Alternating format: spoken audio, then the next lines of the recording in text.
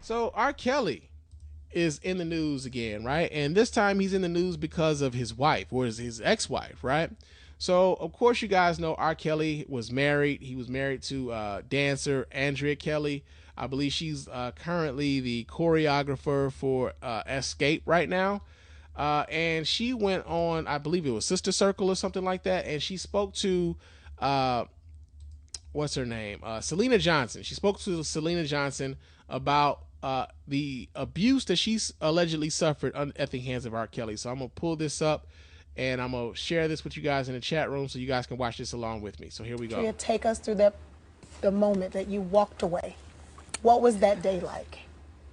That day, I just remember playing sick all day. And I went and I got in the bed. And I was like, okay, what are you going to do? What are you going to do? And something just said, end it.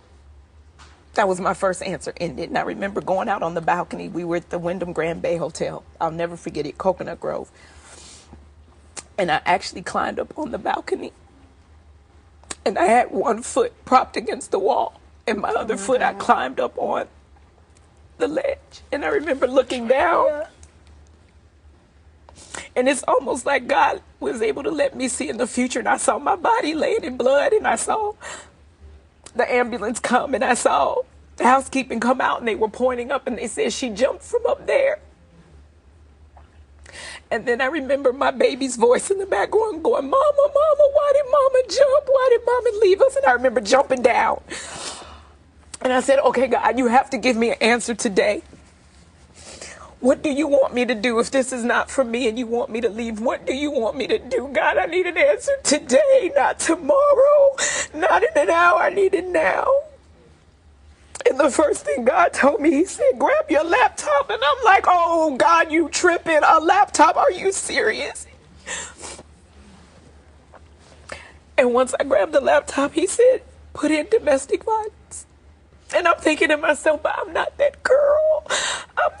I'm not the teeth missing. I'm not the broken bone girl. And God said, keep scrolling. So I kept scrolling. And at the end of the domestic violence awareness website, there was a questionnaire. And there were 17 questions. And they ask you, has your abuser ever done? And of the 17, Robert had done 15 to me. Oh my God. All right. So, yeah, man. Considering some of the things that we've been talking about tonight, y'all already know how I feel about Kel. But again, this kind of goes into how we allow for these dudes to kind of act out with impunity, right?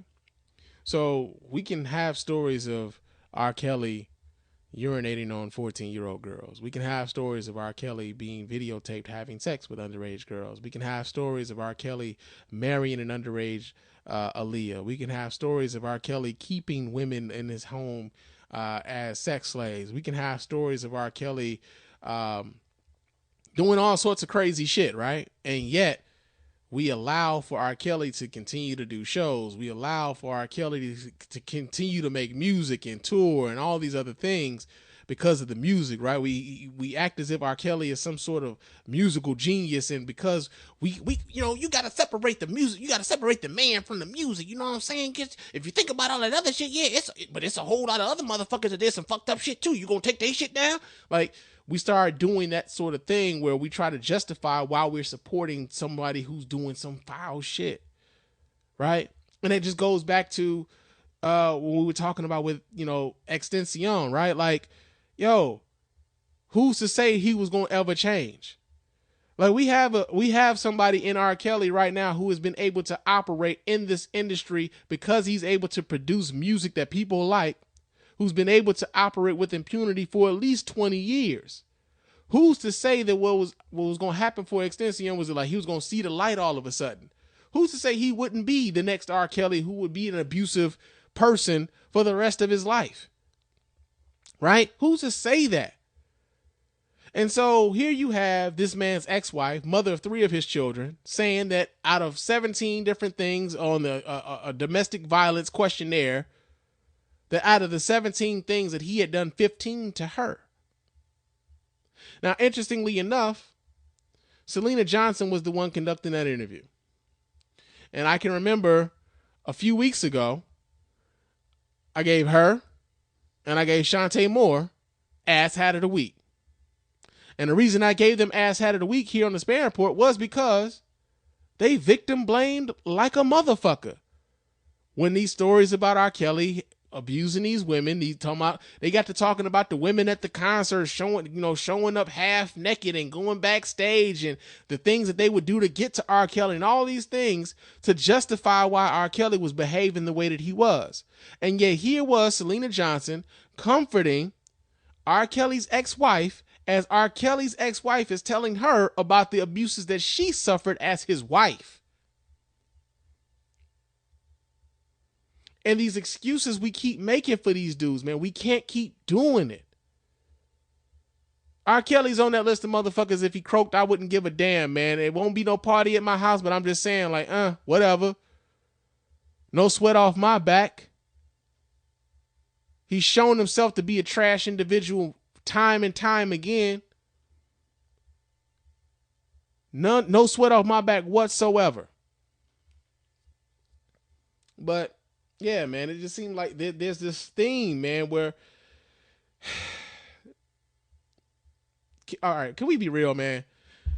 There's this theme for brothers, man, where we get to be fucked up for most of our life, right? We get to be fucked up, like, for most of our lives, man. Up until the day we die, we get to be fucked up. Because people are waiting, like they're waiting for us to somehow get it. Somehow, like, yo, man, we just waiting for him to hit that little switch, man. He gonna turn it around, man. We just waiting on it. And then for some of us, that switch never comes. And then when that switch never comes, we try to excuse away all the bullshit these people have done throughout their lives, right?